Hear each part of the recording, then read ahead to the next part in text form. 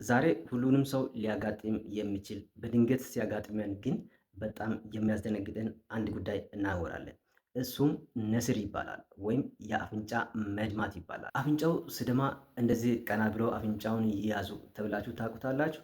ወይም መንገድ ላይ አይታችሁ ከሆነ አፍንጫው ስደማ ሰዎች እንደዚህ ቀና ብሎ ይያዙ እያሉ እየተመካከሩ አይታችሁ ታውቁታላችሁ? ይሄ ግን በጣም ትልቅ ስህተት ነው ማለት ነው።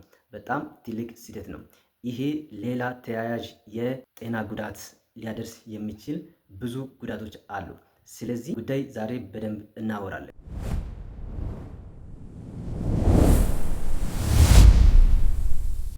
እንግዲህ ይህን ቪዲዮ እስከ መጨረሻው ካያችሁ ይህን ስህተት ደግማችሁ አትሰሩም። ደግሞ ሌሎች ጓደኞች ካላችሁ በዚህ በነስር የሚሰቃዩ ካላችሁ በዚህ ችግር እንዳይሰቃዩ ምናልባት እንዲጠናቀቁ የተሻለ ግንዛቤ እንዲጨበጡ ማድረግ ትችላላችሁ። በተለይ ይህ ቪዲዮ መጨረሻ ላይ የምታዩት ወሳኝ ምን ማድረግ እንዳለባችሁ ቀለል ያሉ ቤት ውስጥ ማድረግ የምትችሉት መንገዶችን አሳያችኋለሁ። ይህን ቪዲዮ እስከ መጨረሻ ተመልከቱ። ምናልባት ለዚህ ለዩቲዩብ ቻናል አዲስ የሆናችሁ ካላችሁ ሰብስክራይብ በማድረግ ቤተሰብ ይሁን። ታዲያስ ነስር ምንድን ነው? ነስር እንግዲህ በአፍንጫችን ውስጥ ያሉ ትናንሽ ደም ስሮች አሉ። እነዚህ ሲቀደዱ ወይም ሲቆጡ ደም ይፈሳል ማለት ነው። በዚህ ምክንያት የሚፈጠር የጤና እክል ነው ማለት ነው። አብዛኛው ነስር አደገኛ አይደለም፣ ግን አያያዙን ካላወቅን ሊባባስ ይችላል፣ ለከፋ ጉዳትም ሊያደርስ ይችላል ማለት ነው። ታዲያስ አፍንጫችን ውስጥ ያሉት ደም ስሮች እንዲቆጡ ወይም እንዲቀደዱ የሚያደርጉ ምክንያቶች ምንድን ናቸው? አፍንጫችን ውስጥ ያሉ ደም ስሮች እንዲቆጡ እንዲቀደዱ የሚያደርጉ ብዙ ምክንያቶች አሉ። ከነዚህ ውስጥ ዋና የሆኑትን 6 የሆኑ ምክንያቶችን እናያለን። አንደኛ፣ ደረቅ አየር። ደረቅ አየር እንግዲህ አፍንጫችን ስር ያሉ የደም ስሮች እንዲቆጡ ሊያደርግ ይችላል። ሁለተኛ፣ አፍንጫውን መጎርጎር። ያለ አግባብ አፍንጫችን መጎርጎር ደም ስሩ እንዲቆጣ ወይም እንዲቀደድ ልናደርግ እንችላለን። ሶስተኛ፣ ጉንፋን ወይም አለርጂ። እነዚህ ጉንፋን ስንይዝ ማለት ነው አፍንጫችንን ቶሎ እናጸዳለን። በዚህ ሰዓት ሲስ የሆነ ደም ስራችን ሊቆስል ሊቀደድ ይችላል ማለት ነው። በዚህ ሰዓት ነስር ሊፈጠር ይችላል። አራተኛ፣ ከፍተኛ የሆነ ጉዳት አፍንጫችን ላይ የሚደርስ የተለያዩ ሚቶች ሊሆኑ ይችላሉ። እነዚህ በአፍንጫችን ስር ያሉ ደም ስሮች እንዲቀደዱ ሊያደርጉ ይችላሉ። አምስተኛ፣ ከፍተኛ የሆነ ደም ግፊት። ከፍተኛ የሆነ ደም ግፊት በአፍንጫችን ስር ያሉ ደም ስሮች እንዲፈነዱ ሊያደርግ ይችላል። ስድስተኛ፣ ከፍተኛ የሆነ የሰውነት ሙቀት። በሰውነታችን ውስጥ ያለው የሙቀት መጠን ከፍ እያለ በሚመጣ ጊዜ በአፍንጫችን ስር ያሉ ደም ስሮች ሊፈነዱ ይችላሉ። ታዲያስ መንስኤዎቹን ካወቅን ምርመራዎች እንዴት ናቸው?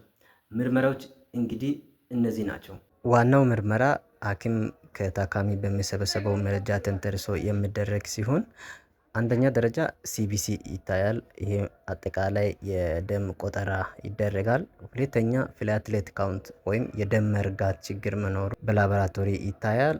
ሶስተኛ ሄድ ኤክስራይ ጭንቅላታችን መጎዳት መኖሩን አለመኖሩን ለማረጋገጥ የሚረዳ ነው። አራተኛ ምርመራ ናሳል ኢንዶስኮፒ። ይሄ እንግዲህ አፍንጫችን እንደተጎዳ ለማረጋገጥ የሚደረግ ምርመራ አይነት ነው። ታዲያስ ስለ ነስር በደንብ ካወቅን፣ መንስኤዎችን ካወቅን፣ ምርመራዎችን ካወቅንስ መፍትሄው ምንድን ነው? ሕክምናውስ እንዴት ነው ወደሚለው እንሄዳለን። መፍትሄው እንግዲህ ወደ ሕክምና ማዕከል ከመሄዳችን በፊት በቀላሉ በቤታችን ሆነን ነስር መከላከል የምንችልባቸውን 6 የሆኑ መንገዶችን እናያለን። አንደኛ፣ እንደዚህ ቀጥ ብሎ መቀመጥ። በፍጹም ወደኋላ እንደዚህ ጎንበዝ ማለት የለብንም። ምክንያቱም ደም ወደ ጉሮሮ፣ ወደ ሳምባ፣ ወደ ጨጓራ ሊሄድ ስለሚችል። ሁለተኛ፣ ልክ እንደዚህ ቀጥ ብሎ እንደተቀመጡ በሁለት ጣት አፍንጫውን እንደዚህ መቆንጠጥ በጣም አሪፍ መንገድ ነው። ሶስተኛ፣ አፍንጫውን እንደዚህ ቆንጠጥ እንዳደረጉ ለ10 ደቂቃ መቆየት አለብን። አራተኛ፣ እዚህ ጭንቅላታችን ላይ ወይም ከአፍንጫ ትንሽ ከፍ ብለን በረደው ነገር ወይም ቀዝቃዛ ነገር ማስቀመጥ እንችላለን። ይሄ ደግሞ ደም ስራችንን ያጠባል ማለት ነው። በዚህ መሃል በ10 ደቂቃ ውስጥ ማለት ነው ደሙ ቆመ ወይ አልቆመም ብለን ቼክ በፍጹም ማድረግ የለብንም።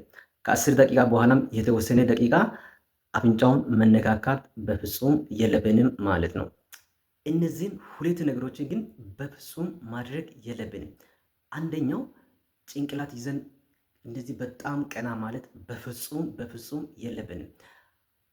ሁለተኛው ደግሞ አፍንጫችን ይዘን ለ10 ደቂቃ በምንቆይበት ጊዜ በፍጹም ቼክ ማድረግ የለብንም። ምክንያቱም ቆሟል ወይ ብለን እንደገና ስንለቀው እንደገና ይመጣል። ስለዚህ እንደዛ ያደረግን ዝም ብለን ታይማችንም ዋስት ልናደርግ እንችላለን ማለት ነው። ስለዚህ እንደዚህ በምናደርግበት ጊዜ ከመጠን በላይ የሆነ ደም እየፈሰሰ ይሄዳል ማለት ነው። ይሄ ደግሞ ለተለያዩ ለደም ማነስ ለመሳሰሉ ነገሮች ያጋልጣል ማለት ነው። ታዲያስ ሐኪም ጋር መቼ መሄድ አለብን? አንደኛ ደሙ ከ20 እስከ 30 ደቂቃ የሚቆይ ከሆነ፣ ሁለተኛ መድማት የጀመረው በከባድ አደጋ ወይም በምት የመጣ ከሆነ፣ ሶስተኛ ትኩሳት እየጨመረ የሚመጣ ከሆነ፣ አራተኛ ለመተንፈስ እየተቸገሩ ከሆነ፣ አምስተኛ በተደጋጋሚ ነስር ካጋጥሞት ማለት ነው። ይሄ ማለት ከዚህ በፊትም እንደዚህ ነስር አጋጥሞት የሚያውቅ ከሆነ ማለት ነው። ስለዚህ እነዚህ ምልክቶች ከታዩ ቶሎ ወደ ጤና ተቋም መሄድ አለብን ማለት ነው። ስለዚህ እዚህ ጋር ጥያቄ የፈጠረባችሁ ካለ ከዚህ በፊት አጋጥሟችሁ አሁንም ግር ያላችሁ ነገር ካለ ኮመንት ላይ ይጻፉልኝ። ኮመንት አይቼ በቂ ምላሽ ይመልስላችኋለሁ። ላይክ ማድረግ እንዳይረሳ። እንዲሁም ይህ ቪዲዮ ይጠቅማል ብላችሁ የምታስቡት ሰው ካለ ወይም በነስር እንደዚህ እየተሰቃየ ያለ ጓደኛችሁ ካለ ለሱ ሼር በማድረግ የጓደኝነት ግዴታችሁን እንድትወጡ ስለተከታተላችሁኝ አመሰግናለሁ። ቴንክ ዩ